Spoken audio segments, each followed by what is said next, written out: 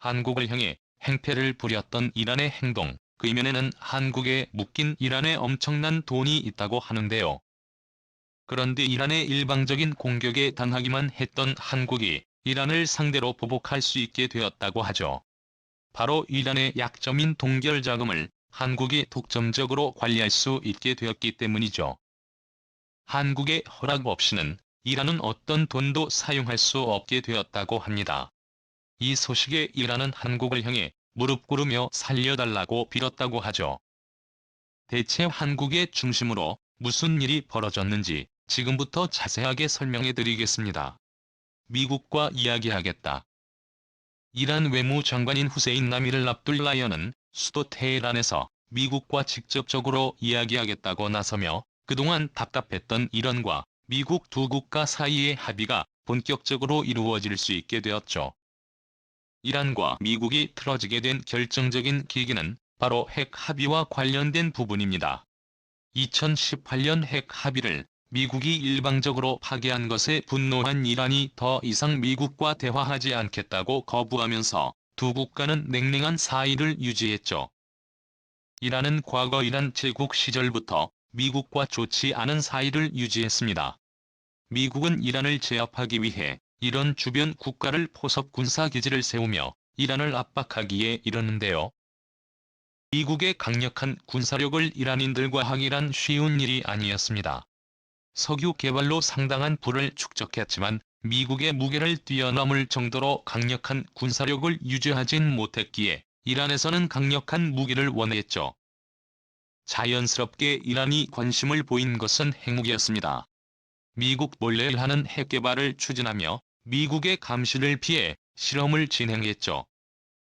하지만 CIA를 비롯한 미국 정보기관은 이란 핵 개발을 눈치채고 이에 미국은 유럽 국가들과 함께 이란에 대한 본격적인 제재를 가했습니다. 수출과 관련해 경제 제재가 들어가자 이란은 심각한 타격을 입었죠. 결국 이를 버티지 못한 일하는 미국과의 협상을 통해 포괄적 공동행동 계획에 서명을 했습니다. 제20회의는 이란이 유엔 안보리 상임이사국과 독일 등 주요 국가와 맺은 경제제재 해제의 협정입니다. 13차에 걸친 실무 협상 끝에 겨우 타결된 것으로 이란은 앞으로 핵무기 보유를 포기하는 대신 미국과 유럽의 경제 제재를 해제하는 것을 골자로 했죠.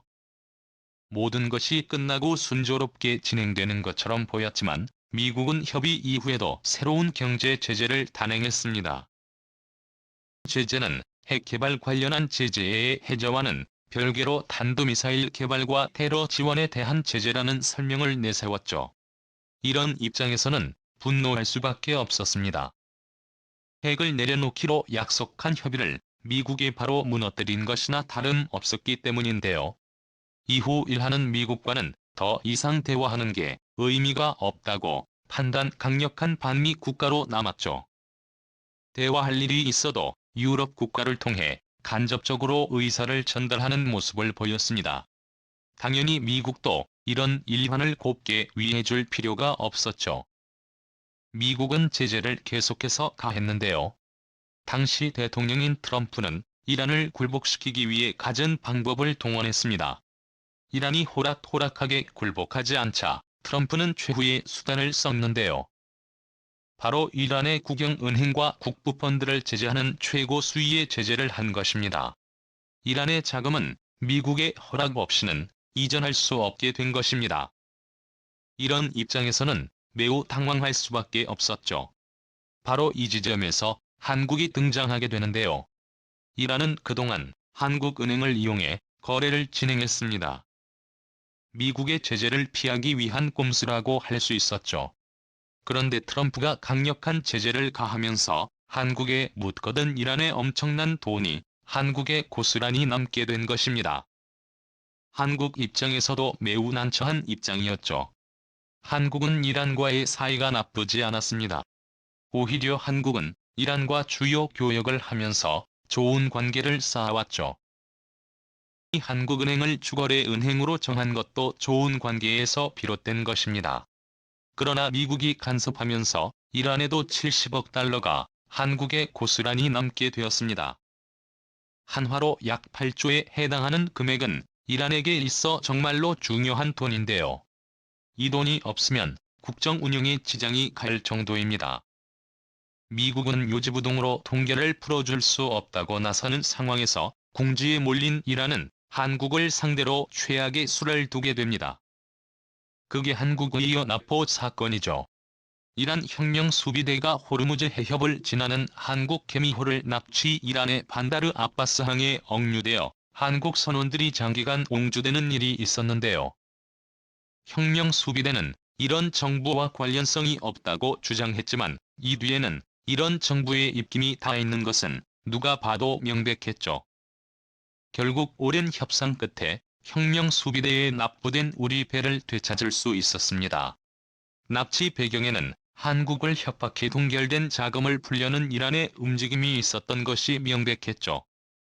납포에 이어 일하는 한국 기업들의 광범위한 제재를 가하기 시작했습니다.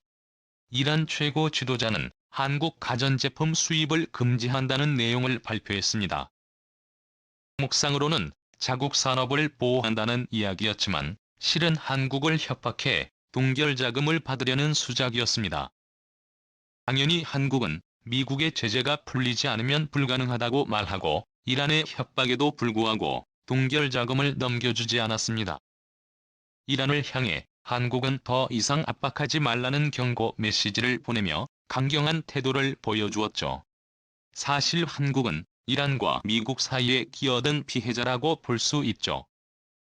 이들 사이에 끼어 한국 국민들만 피해를 본 것이라 한국 정부 입장에서도 분노할 수밖에 없었는데요.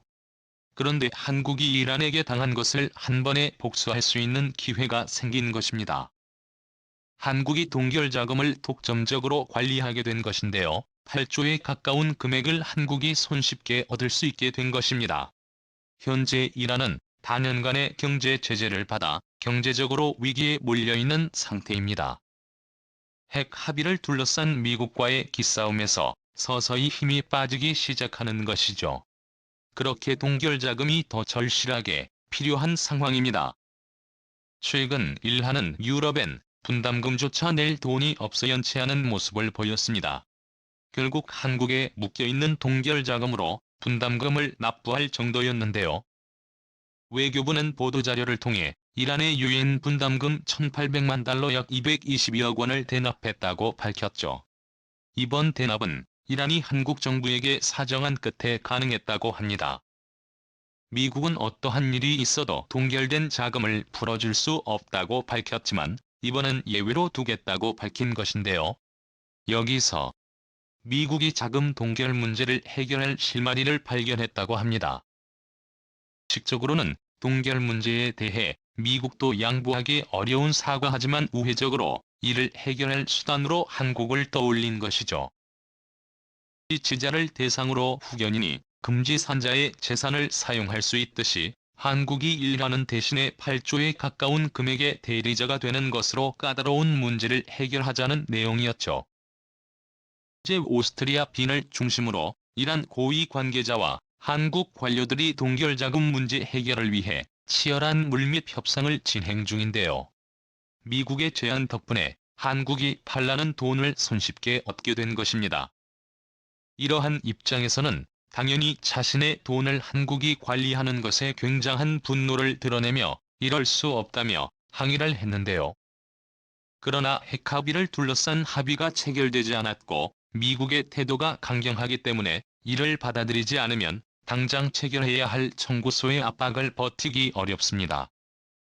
게다가 공교롭게도 한국과 소송 끝에 한국 정부로부터 730억 원을 돌려받게 된 이란 고위 가문인 다야닉과의 문제가 겹치면서 이란 역시 미국의 제안을 거부할 수 없게 되었죠.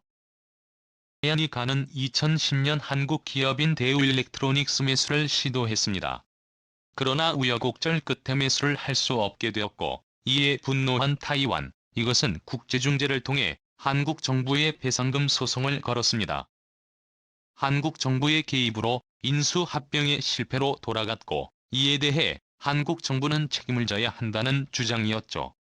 국제 분쟁을 판결하는 재판소는 이 주장을 받아들여 이란의 손을 들어줬습니다.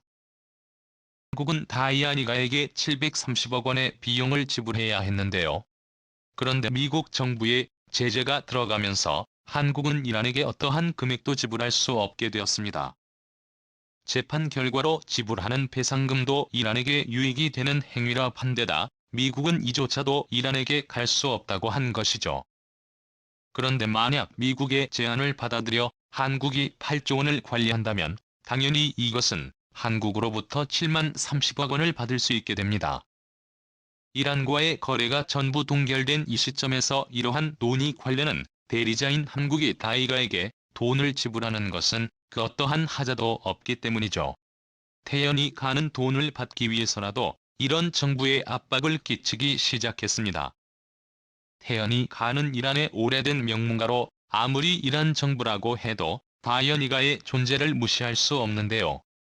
내부의 압력과 외부의 협박에 꼼짝없이 이란은 고개를 숙일 수밖에 없게 된 것입니다. 하루강아지 법 무서운 줄 모른다고 한국에게 겁없이 행패를 부렸다가 8조라는 돈을 한국에게 자발적으로 바쳐야 하는 신세가 된 것입니다. 분을 사귀지 못했다고 하죠. 이란은 결국 한국에게 고개를 숙이며 제발 자신들을 살려달라고 빌었습니다.